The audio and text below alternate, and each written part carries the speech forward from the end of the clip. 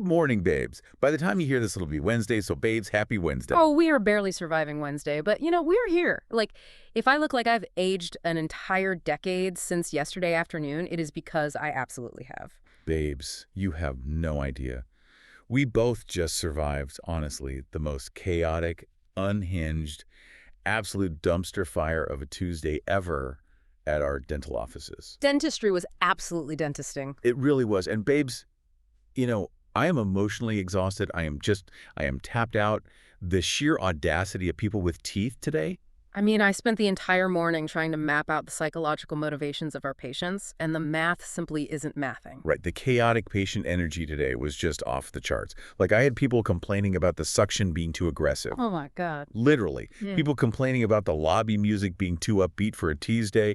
People acting like flossing is some sort of modern medieval torture device designed specifically to ruin their morning. Well, and it wasn't even just the patients. Like, the coworker drama today was of epic, absurd proportions. Wait, what happened with you? We had a full-blown passive-aggressive standoff over who left the ultrasonic cleaner running too long. No way. Yes. And nobody yelled, which almost makes it worse, It was just tight smiles and aggressively sanitized instruments. Yeah. I just stood there watching this microcosm of human pettiness unfold. It's basically a pressure cooker for unhealed childhood trauma in there. I was in the break room by 10 a.m. wondering how humanity has survived this long. It defies all logic. Yeah. But we should probably do our roses and thorns before we start crying over a bicuspid. Oh, absolutely. Okay, so my thorn is obviously the end-of-day exhaustion.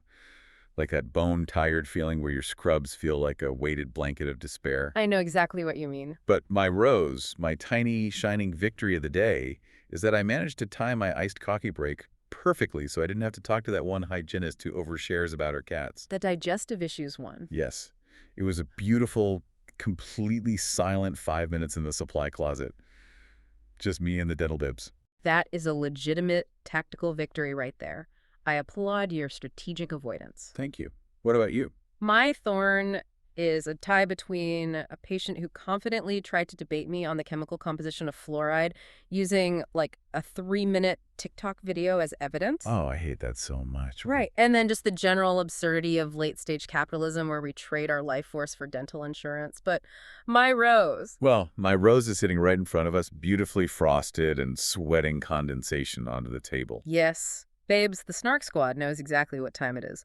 The frozen mango margaritas are definitely back on deck to cope with the Tuesday trauma. We busted out the Ninja Slush machine. We are coping heavily today. Heavily. And babes, the Ninja Slush has them tasting exactly, literally exactly like a 7-Eleven Slurpee. Structurally speaking, it is an absolute marvel of modern engineering. It has that perfect, semi-grainy, perfectly frozen consistency. The viscosity is elite. Elite. It doesn't separate into pure liquid and a block of ice at the top. Exactly. It holds its structural integrity. Oh my God, it is completely giving gas station Slurpee, and I am immediately transported. I am spiraling into pure childhood nostalgia right now. It's a sensory time machine. Do you remember how elite those were? Getting a Slurpee wasn't just a beverage choice. It was a whole cultural event. You had to convince your mom to pull over. You had to pull the lever yourself. Oh, the autonomy of the lever was everything. Love is your flavor, because if you say anything other than blue raspberry, we're going to have a serious problem. Well, we might have a problem then, because anyone with a refined palate knows that you don't just pick one singular flavor. That is amateur hour. Wait, what? You have to operate like a tiny, chaotic scientist at that machine. You layer them to build a complex flavor profile. No, you do not. Yes, you do. Yeah. You start with a base of Coke Slurpee for the acidic, carbonated bite, followed by a middle layer of cherry for the sharp, artificial sweetness, and then you top it with blue raspberry to mellow it out. Absolutely not. I have to push back on this immediately because that is completely unhinged behavior. It's culinary genius. No, when you layer all those colors, by the time it melts at the bottom, you are left with this swampy brown radioactive sludge. It tastes amazing, though. Blue raspberry is pure, unadulterated joy. It stains your tongue blue for 3 days, which was like the ultimate status symbol in the 4th grade. Okay, fair. The blue tongue was definitely currency. It really was. But it makes me think, why did gas station junk food hit so much harder when we were kids? Like a bag of nacho cheese Doritos and a neon blue drink in the very back of a minivan felt like a Michelin-star dining experience. It's because it wasn't just food, you know? It was autonomy. When you're a child, your entire life is heavily scheduled and dictated by adults. So true. Like what you wear when you sleep. Exactly. The gas station was one of the few places where you had actual purchasing power and the freedom to make a terrible nutritional choice entirely on your own. Oh my God, that is so deep, but so accurate. It connects perfectly to those long, lazy, completely unstructured childhood summers. There was no concept of a credit score, no existential dread about the housing market, just the physical sensation of a brain freeze. Babes, you are making me so emotional right now. I miss that so much. Adulthood is honestly kind of a scam. It is a complete scam. It is. We were tricked. We spent our whole childhoods wanting to be older, and for what? Taxes, back pain. Copays. Yes. I miss the era before the heavy emotional baggage of just existing. Life used to revolve entirely around after-school TV lineups and highly specific snack routines. Exactly. It reminds me of this incredibly specific, deeply comforting memory I have. Coming home after school, dropping my incredibly heavy backpack on the linoleum floor, getting a plate of pizza rolls, and sitting on the carpet watching Days of Our Lives with my grandma. Oh my God, the soap operas. The repetitive melodrama, the specific ticking of her living room clock, the complete and total absence of responsibility. Yes. Or like peak mall culture. Remember begging your mom to drop you off at the mall with a crisp $20 bill? And you would just walk in circles for 4 hours. Literally holding an Auntie Anne's pretzel the whole time. Yeah. You didn't even buy anything else. You just went to Claire's, looked at the mood rings, and hoped you ran into someone from your homeroom. And the early internet chaos? Rushing home to log on to AOL Instant Messenger, carefully curating an away message with the most angsty dashboard confessional lyrics you could find. Just to see if your crush would read it. Exactly. It was the absolute peak of 90s and early 2000s childhood culture. Kids today, with their iPads and their algorithmic TikTok feeds, will absolutely never understand it. Never. They will never know the sheer adrenaline thrill of a Friday night blockbuster run, hoping the new release you wanted wasn't sold out behind the cardboard display. We really had it so good. We did. But, you know, sitting here thinking about all this normal childhood stuff, drinking this slushy fur, it actually hits me really hard. I know exactly where you were going with this. It highlights exactly what is so profoundly, deeply messed up about the Plath family. Yes. When you map out the Plath upbringing against everything we just described, it isn't just that they were quote-unquote sheltered. Sheltered is way too soft of a word. It is entirely too soft. Yeah. It was a systematic, deliberate cult of deprivation. These kids were actively disconnected from every single mainstream childhood milestone we just bonded over. It's actually insane how much of normal childhood culture they probably never experienced. They had no Slopies, they had no mall slumber parties, no pop music, no aim-away messages, no soap operas with a grandparent. It makes me so genuinely sad. Like, my heart actually hurts for them.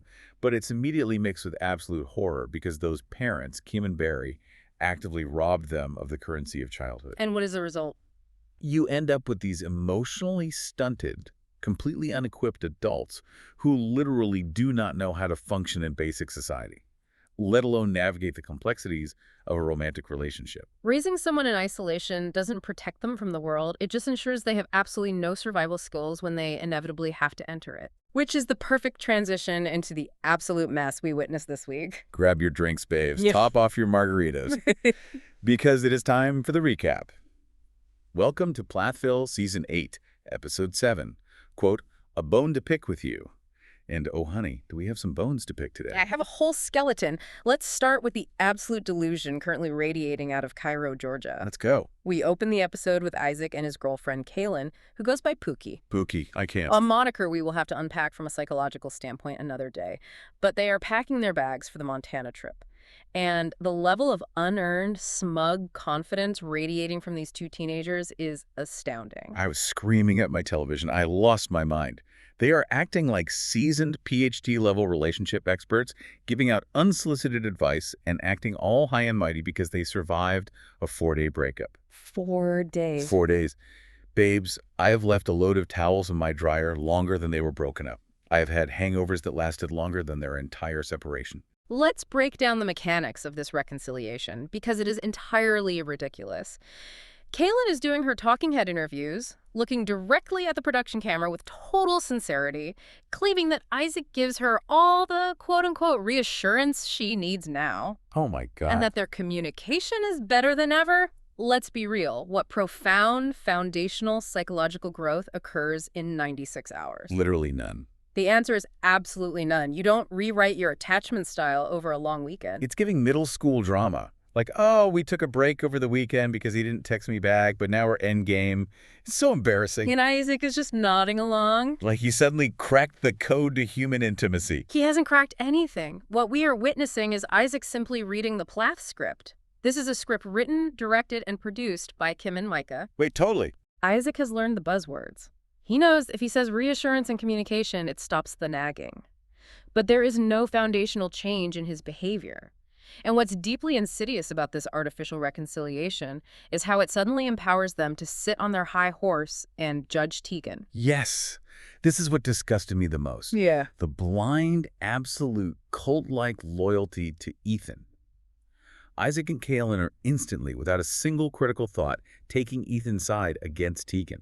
Instantaneously. Kaylin sits there on the couch and says she has an issue with a, quote, private thing Tegan did. Right. She mentions some nebulous private thing she doesn't agree with to justify icing Tegan out, but I don't buy that for a second. In family systems theory, Kaylin is being actively recruited as a flying monkey for the Plath family dynamic. Okay, break that down for the squad. What exactly is a flying monkey in this context? So, in a narcissistic or highly toxic family system, the core members, in this case Ethan, Kim, Micah, cannot handle anyone challenging their reality. So when an outsider like Tegan starts setting boundaries or asking for accountability, the family recruits other people to attack or shun the outsider on their behalf. Oh my God, like the Wizard of Oz. Exactly like the Wicked Witch of the West sending her flying monkeys to do her bidding. Kaylin is completely blinded by the Plath ecosystem, where the outsider is always unequivocally blamed. Wow. If a Plath does something horrific, they vaguely say they're working on it and are instantly absolved. If an outsider breathes wrong, they are treacherous and must be exiled. That makes so much sense. Yeah. Kaylin is just absorbing the family's toxicity to secure her spot as Pookie. Like she says, Tegan is sweet one minute and sideways the next. Sideways. Honey, if you were dealing with Ethan Plath as a romantic partner, you'd be sideways too. You'd be upside down. You would be fully inverted. It just makes me so mad that they are blindly defending a man who has proven time and time again to be completely toxic. Which brings us to the patriarch of this toxicity, the architect of the White Room himself. Let's pivot to Barry's dinner in Georgia. Oh, babes. Content warning. Trigger warning for gross visual stimuli. We have Barry having a sit-down dinner with his 16-year-old daughter Amber and her friend Berlin. It was a tough watch. First of all, the entire scene, the entire time the cameras are rolling, Barry is talking with his mouth completely full of food. He's chewing aggressively while monologuing. I was physically gagging. It was vile. It was an absolute affront to basic table manners, which is deeply ironic for a family that prides itself on rigid conservative values and proper etiquette. But before we get to the chewing, let's pause for a necessary contextual deduction about the friend. Oh, please do. Her name is Berlin, spelled Berllin. Given the demographic of Cairo, Georgia, and the fundamentalist circles they run in, I'm deducing that this is not a tribute to the German capital. Okay, wait, then what is it? This is a portmanteau. Her dad's name is undeniably Bert, and her mom's name is Lynn. Ergo, Berlin. Oh my God, stop it right now. You are absolutely right. Bert and Lynn birthed Berlin. That is the most southern church directory name origin story I have ever heard. It is the only logical explanation. But honestly, I don't care how she got her name. Berlin needs to run. She needs to drop her fork and sprint back to her home church, because the creep factor in this dining room was off the charts. It really was. I felt my soul leave my body when Barry referred to himself as Plath Daddy in front of two 16-year-old girls. Who says that? What adult man refers to himself as daddy to a teenager who is not his child? It is fundamentally inappropriate. What we're seeing here is a man in the depths of a midlife crisis actively dissolving the parent-child boundary. He is trying to establish this peer-to-peer dynamic with his teenage daughter. It's so gross. He wants to be the cool, quirky bachelor. He actually tells Berlin, a high school student, that he's back in the dating pool. A 16-year-old does not need to know the status of your romantic life, Plath Daddy. It places an emotional burden on the child to validate the parent. Yes. And then, as if the vibe couldn't get any more cursed, he pivots to his new, all-consuming obsession, Bigfoot. The Bigfoot phase. But not just like, hey, I saw a footprint in the mud. No. Barry sits at this dinner table, masticating his food open-mouthed, and starts explaining to Berlin that Bigfoot communicates in a secret, untranslatable language and teleports through interdimensional portals in the forest. The visual contrast in this scene is a masterpiece of reality TV awkwardness. You have Barry, completely unmoored from reality, aggressive jaw movements, discussing paranormal cryptozoology as if he is presenting a peer-reviewed scientific paper. Literally. And across from him, you have Berlin and Amber exchanging these deeply uncomfortable, shared teenage eye rolls. They are paralyzed by the cringe. The cringe is fatal. And this isn't even the first time. Remember last week when you had that creepy wilderness tracking guide out in the woods? Oh, the tracking guide. You could visibly see the youngest daughters, Amber and Mercy, looking so incredibly uncomfortable. They were looking around like, is anyone else seeing this? Barry is an absolute alien. He is living on a different planet, and he is dragging those core girls into his orbit of weirdness because he refuses to go to actual therapy to deal with his divorce. Exactly. Bigfoot is an escapist fantasy. It is much easier to search the woods for an interdimensional monster than it is to look in the mirror and examine how your rigid, patriarchal control destroyed your marriage and alienated half of your children. See that again.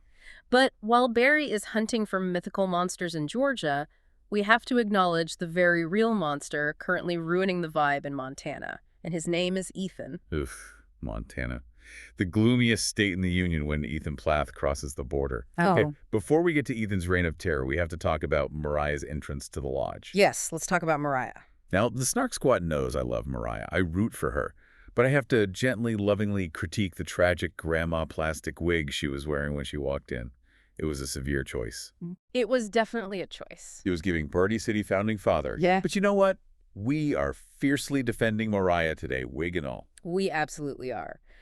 The styling of the wig aside, her emotional vulnerability in this episode was striking. It was arguably the most genuine moment of the entire season. It really was. I got so emotional listening to her sit down and talk about her alopecia journey. She was so real and unfiltered about it. She didn't hold back. She admitted she accidentally cranked the heat in her room to 80 degrees, woke up profusely sweating, and literally sweat her drawn-on eyebrows completely off onto her pillowcase.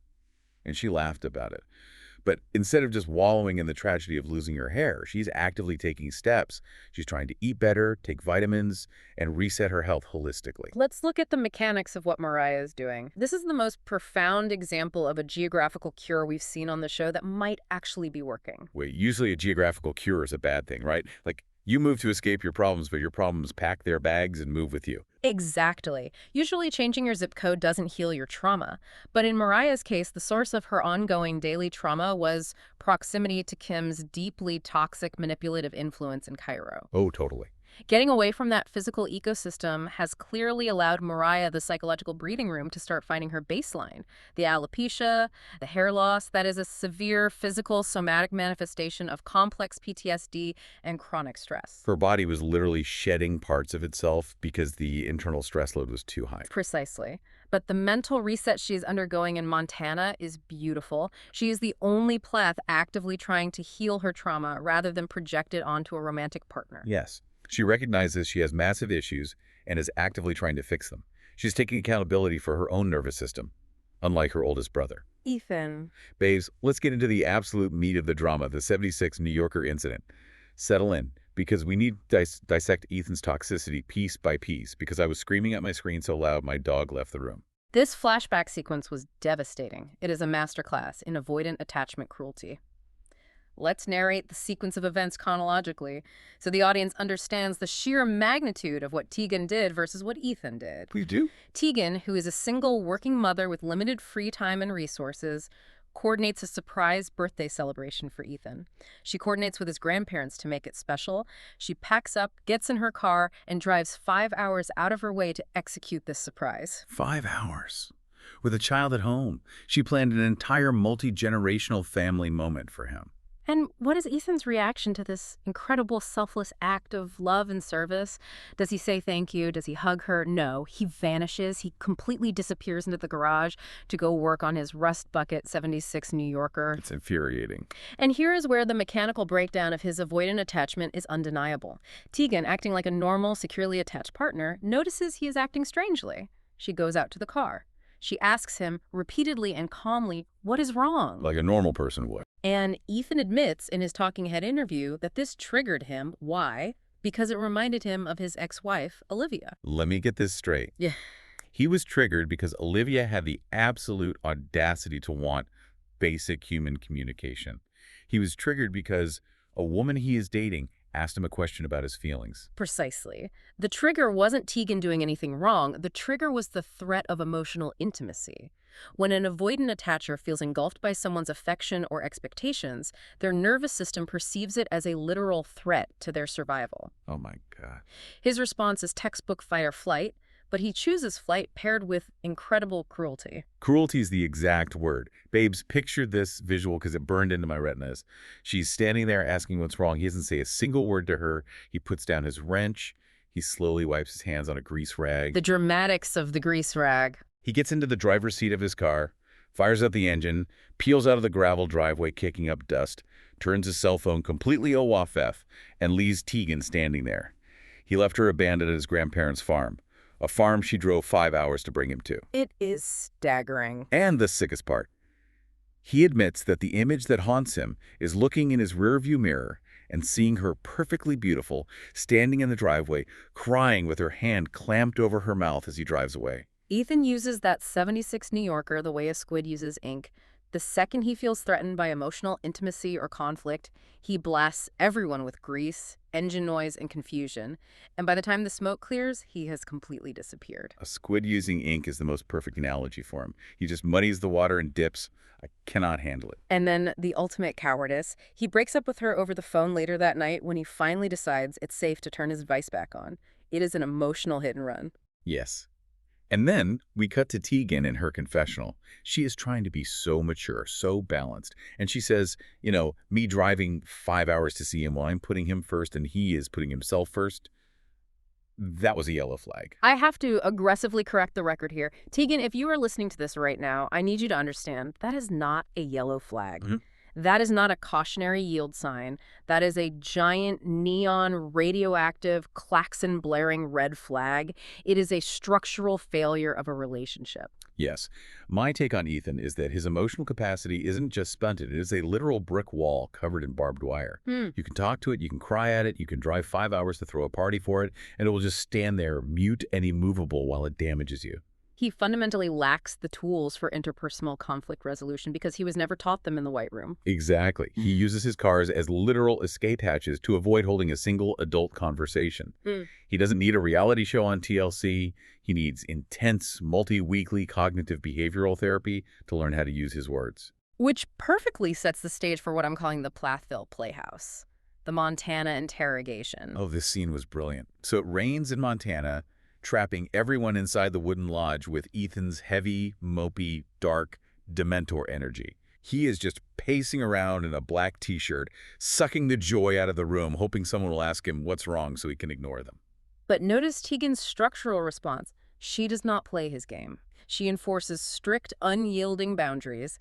She demands separate hotel rooms. Good for her. And when he tries to initiate a faux intimate moment by asking her to come watch a DVD with him, she walks in, realizes the only place to sit in his room is on the bed, and she flatly refuses. She shuts it down entirely. I aggressively applauded her in my living room. I was standing up clapping, "Stand your ground, girl. Do not let him back in." Yeah. But here is where Tegan showed us she is playing 4D chess. Oh, she is sharp. She realizes Ethan is entirely incapable of showing real emotion or telling the truth in a normal conversation. But he comes alive when a production camera is pointed at his face. So what does she do?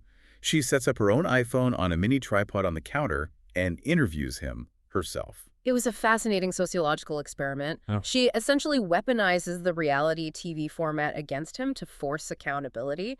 She knows he performs for the lens, so she gives him a lens. It was amazing. She sits him down and confronts him directly about his petty, ridiculous temper tantrum at Lydia and Zach's wedding last year. Oh, you mean when he peeled out in his car again just for attention? Yeah. God, he's a one-trick pony. Exactly. And what does Ethan do when confronted with this direct question on camera? He lies. Without missing a beat. He looks right at the iPhone lens and claims that he has apologized to Zach and that they have a good relationship now. A complete and utter bold-faced lie. And she knew it. We must dissect the manipulation happening here.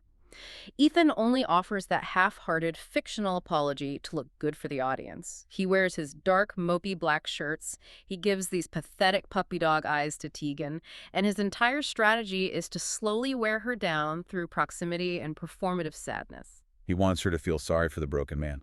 But he is completely ignoring the core hypocrisy of his actions. He told Tegan he was moving to Wisconsin to be with her. That was the plan. But what did he actually admit during the breakup? He admitted that he never really wanted to go to Wisconsin. He said he actually wanted to stay in Georgia for the next 6 years to watch his 12-year-old sister Mercy grow up. Precisely. Let's talk about the mechanics of a lie of omission.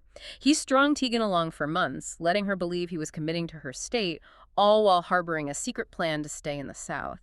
And then he weaponizes his little sister as the excuse. Sick. It's a convenient, unassailable excuse. Who can argue with a man wanting to be there for his youngest sister?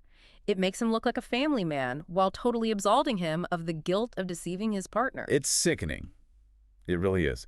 He uses Mercy as a human shield against Tegan's very valid anger. And speaking of people Ethan lied about having a, quote, good relationship with, we have to talk about the absolute exiles of the Plath family. We have to defend Lydia and Zach. You must. The structural injustice happening to them within this family system is glaring. Let's look at their setup. Back in Tallahassee, while everyone else is in Montana, they are alone in their apartment, celebrating Christmas early. And babes, I got so incredibly emotional watching them set up that little tree. They were purposely left out of the Montana trip. Ostracized. They were only told about it at the absolute last minute, practically as Isaac was opening up his suitcase. It is so cruel to intentionally exclude the two siblings who are actually trying to build a healthy life. It is an exclusionary tactic used by high-control groups to punish defectors. But the dialogue during their Christmas setup was the most heartbreaking reality check of the entire episode. Oh my God, I know you're going to say. Zach notes that this is his 24th Christmas. Lydia, stringing lights on the tree, quietly responds that it is only her third. 3 years of Christmas experience. It shattered my heart into a million pieces. It highlights the horrific, abusive deprivation that Kim put them through. Imagine being in your early 20s and only having 3 Christmases. 3. I had more Christmases by the time I was in preschool. It underscores the cult-like control Kim maintained over their joy and their access to cultural touchstones. In a family system, Lydia and Zach have become the scapegoats. But the beautiful part is their escape plan. Zach and Lydia announced to their boss, Taylor, that they are packing up their lives and moving to Colorado. I cheered. I literally stood up off my couch and cheered. Get out of there. Go to the mountains. It is the healthiest possible decision. Let's map out why they are treated this way. The family isolates them because Lydia and Zach refuse to play Kim's toxic games anymore. They broke the script. Right. Remember Thanksgiving? Zach genuinely grilled Ethan about his choices and his moves, not to be mean, but because Zach actually cares about accountability and honesty. Ethan resented the intrusion because it pierced his bubble of avoidance. Exactly. So the family system naturally pushes them out. They punish them by exiling them from the group dynamic, hoping the isolation will force them to conform. But it's not working. They are too healthy for the Plaths. They are outgrowing the pot they were planted in. And babes, we have to mention the banana moment. The visual poetry of that scene. Lydia is finding her newfound confidence. She literally sits on the counter, bites into a banana on camera, and starts talking about how there's a side to her that nobody knows.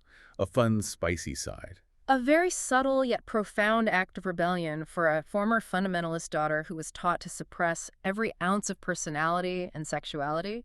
Yes. I celebrate her finally discovering herself. Let's not forget, she was the family's indentured servant. Yeah. The sister mom who cooked and cleaned and prayed in the closet for years while her parents unraveled. She held that family together. And now she is breaking free. She and Zach deserve the entire world. Colorado's going to be so good for them. I hope they go skiing. I hope they go hiking. I hope they never answer a FaceTime from Cairo again. I completely agree. Now, we must turn our gaze to the architect of this dysfunction, the woman who built the White Room. Let's look at Kim and Ken's Pexed Blue Ribbon romance. Gagging. I am physically gagging at the thought of them. The tease for next week shows the tensions are finally rising between Kim and Ken, and the honeymoon phase is officially crashing into a brick wall. And we need to read sharply between the lines of this ultimatum that Ken delivers. The clip shows Ken sitting Kim down and giving her a stern ultimatum about her, quote, health. He says he wants a future with her, but not if she doesn't actively address her health. Okay, wait. Let's puzzle this out. At first, I thought he was talking about diet or exercise, because they're always eating fried food on that boat. But then I looked at the timeline of filming. Is this coded language? Precisely. Let's look at the context of Kim's recent history, the highly publicized DUI charge, the visible changes in her demeanor, the erratic decision-making, the slurred speech in some of her confessional interviews. Oh, wow. This health ultimatum is almost certainly coded language about Kim's drinking. Ken is drawing a line in the sand regarding her alcohol consumption, framing it safely for reality TV as a health issue. Wow, yes. That makes total terrifying sense. He doesn't want to blow up her spot on national television, but he is putting his foot down. And while he's doing that, trying to inject some reality into the situation, Kim is living in an absolute floating delusion. Complete delusion. She's on camera, completely straight-faced, talking about having another baby via a blended arrangement with Ken. The psychological mechanism at play here is staggering to witness. I wanted to throw my frozen margarita directly at the TV screen. Yeah. Kim destroyed her first batch of kids. She wrecked them. You do not get a do-over, baby. You shouldn't be allowed to start over with a fresh infant when you have 10 living children who are currently trying to untangle the massive generational trauma you inflicted on them. What you are describing is a textbook do-over family dynamic. When a narcissistic parent begins to lose control over their original children, because the children grow up, set boundaries, move to Colorado, or demand accountability, the parent experiences a profound loss of narcissistic supply. And so they just replace them. Their solution is to start fresh with a new child or a new step-family. A newborn provides a blank slate of unconditional supply. They aren't trying to raise a child, they are trying to replace the mirrors that stopped reflecting their perfect image. That is so dark, but so incredibly accurate. She wants a baby that doesn't know she ruined Thanksgiving. But the reality is so bleak. Ken is sitting there, visibly sweating cheap beer through his polo shirt.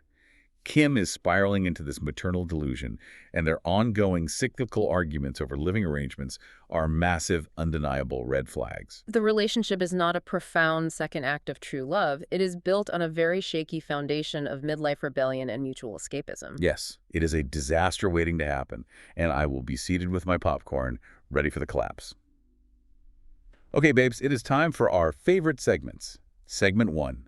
Most sheltered moment. This episode was packed, but what was the specific moment that most reminded you? The Plaths grew up in a completely different, alternate universe. For me, it is undoubtedly Barry, sitting at a dining room table trying to explain the mechanical logistics of Bigfoot teleporting through interdimensional portals to a 16-year-old guest and treating it as if it is basic, normal dinner conversation. He literally thought he was killing it. The utter lack of social awareness required to think, ah, yes, interdimensional monsters, the perfect icebreaker for my teenager's friend, is astounding. It shows a complete disconnect from standard societal norms. He doesn't know how to ask, how is school going? That is so true. He is allergic to normal small talk. But for me, my choice is Lydia. When she proudly stated she has 3 years of Christmas experience, Heartbreaking. she said it exactly like it was a resume bullet point. Like, yes, I'm highly proficient in Microsoft Excel. I type 60 words per minute, and I have 3 years of Christmas experience. It was so pure, so earnest, but so jarringly sad. It reminded me instantly that they were raised on a different planet. Excellent point. Moving to segment 2, could the Plaths survive normal childhood? Let's debate which childhood experiences would absolutely shock their sheltered systems. The prompt is a 2005 middle school slumber party. Oh my God, they would instantly perish. I'll go first. Yeah. The food alone would take them out. I am talking about the sheer volume of artificial junk food at a 2005 slumber party. Gushers, Cool Ranch Doritos, bagel bites, 2-liter bottles of Mountain Dew, Uncrustables. The red dye alone? Exactly. They're intensely sheltered, farm-raised, sugar-deprived immune systems would go into literal anaphylactic shock. They wouldn't be able to handle the red dye 40. They would be vibrating out of their sleeping bags. I will counter that the physical shock of the junk food pales in comparison to the psychological devastation of unsupervised internet access. Oh, wait. Yes. Put Ethan Plath in front of glowing desktop monitor in an AIM chat room, or expose him to the intricate, deeply passive-aggressive social warfare of adjusting a MySpace top 8. Oh my God, the top 8 drama. The drama, the subtext, the rapid-fire communication would shatter his fragile psyche. Ethan would literally run out of the host's house, peel out of the suburban cul-de-sac on a Razor scooter, and drive into the woods to escape a slightly mean MySpace comment. Huh? Yeah, absolutely would. I need my 76 New Yorker. Tom took me out of his top 8. I am triggered. You were so right. The cyberbullying would end him. Okay, segment 3. Family group chat energy. Let's assign each cast member a role in a chaotic family group chat based on this exact episode. I'll start with Ethan. Let's hear it.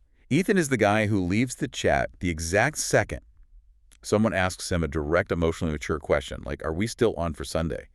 And then an hour later, instead of answering, he starts a completely separate, brand new text thread with the same people about an alternator for a 1982 Honda. Spot on. The avoidance is digital, too. Barry is the chaotic element. He is the one sending unprompted, 4-minute-long voice memos about supposed Bigfoot sightings at 3 a.m. No one listens to them, no one reacts to them, but he keeps sending them into the void. And Kim. Kim leaves everyone on read. She has her read receipts turned on just to exert power. She never responds unless she specifically needs something from you, like manual labor at her empty dance studio. And when someone else shares good news, like Zach getting a promotion, she just sends a passive-aggressive, cold thumbs-up emoji. Accurately chilling, the thumbs-up emoji is the ultimate weapon of the passive-aggressive mother. Lydia and Zach are the most functional. They are the ones who have a completely separate side chat where they actually validate and support each other, share memes, and vent, because the main family chat entirely ignores their existence. Yes. And finally, Isaac and Kalen. They were the annoying couple who shares a single joint Facebook profile picture, and whenever someone in the chat makes a lighthearted joke about Ethan, they post overly defensive multi-paragraph essays defending him, completely killing the vibe. The accuracy of this sociological mapping is terrifying. Let's move to our final segment, segment 4, who would thrive in the real world? Based on current trajectories, which Plath family members would actually survive normal adult life best? Okay, I think we are completely aligned on this one. It is strictly, exclusively Lydia, Zach, and Mariah. Everyone else is doomed to repeat their cycles in Cairo. The data absolutely supports this conclusion. Let's look at Mariah's trajectory. Why her? Because she moved to Montana, physically isolating herself from the source of her trauma. She is actively seeking holistic health solutions for her alopecia. And most importantly, she is self-aware enough to recognize she needs to reset her mental state. She isn't blaming anyone else. She is taking accountability for her healing. Exactly. She is doing the hard work. And Lydia and Zach, they are doing the healthiest, most functional thing a person in a highly enmeshed, toxic family system can do. They are packing their bags, leaving the suffocating cult-like bubble of Cairo, and moving to Colorado to find friends their own age, establish their own traditions, and live a normal life. They're actively breaking the generational cycle. They are physically and emotionally emancipating themselves, escaping the white room. It is the only viable path forward for survival in the real world. Oh, babes. We did it. We survived another week of the Plath trauma. I am taking a final desperate sip of this slushy margarita before the ice melts. I need a nap, a deeply comforting hug, and a fluoride treatment.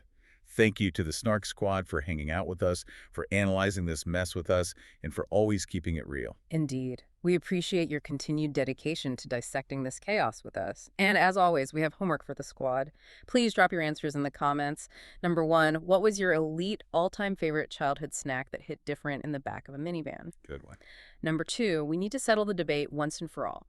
What is your definitive top-tier Slurpee flavor? And number 3, what do you miss most about being a kid before the absolute scam of adulthood set in? Let us know in the comments, babes. We read all of them. And standard reminders. Please don't forget to like, comment, and subscribe. Share this with your bestie who loves a good reality TV mess as much as we do. And remember, if someone tries to communicate with you about their feelings, please do not go work on a 76 New Yorker and turn your phone off. Stay nostalgic. Stay messy. And we will see you on the Snark side.